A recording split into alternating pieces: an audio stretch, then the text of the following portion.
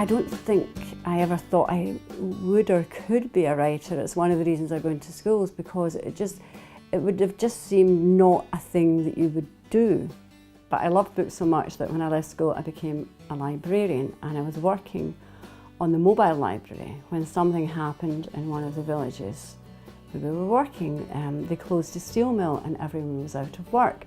People say write about what you know. I would say write about what really evokes an emotional response in yourself, because it made me angry, and I thought I'm going to write that about that and give that a point of view. So this is the first sort of original black edition of the very first book, which has a slip cover, an old-fashioned slip cover. But what was unusual about it was picked up by the BBC, and it was Elaine C. Smith played the mum, and Joe McFadden was the Simon of Simon's Challenge. The producer at the BBC, I think his name was Alan Jack, said it was like finding gold. He couldn't find anything about modern day children in Scotland with their jokes. I had no idea it would be published. I just put in all the jokes that my children were saying at the time. The thing about writing for young people is that you have this enormous freedom over subject matter, in that I discovered as a librarian that authors are associated with a certain genre of book.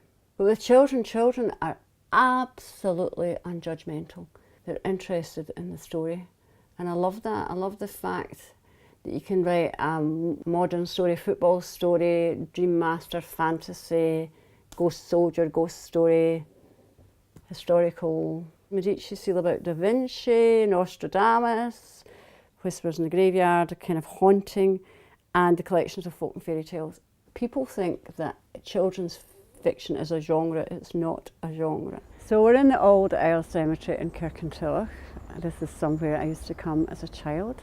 The idea of the story of Whispers in the Graveyard came to me when I was working in Kirkintilloch Library, and they decided to move the Orchard burial ground from Kirkintilloch out of the centre of the town to make way for a ring road. And when they were moving the stones, they discovered that there was a mass grave of plague victims. I just thought, that's my story.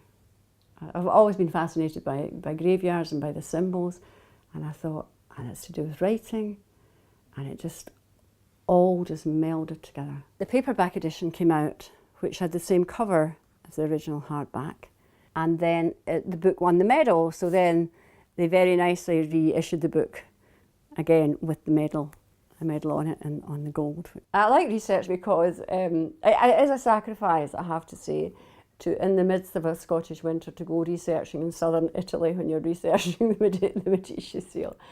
But I've always loved history, and I find it very interesting.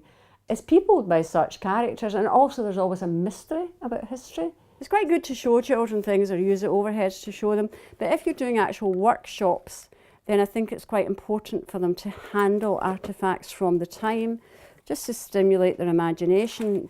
For young people to meet authors, I think it's important.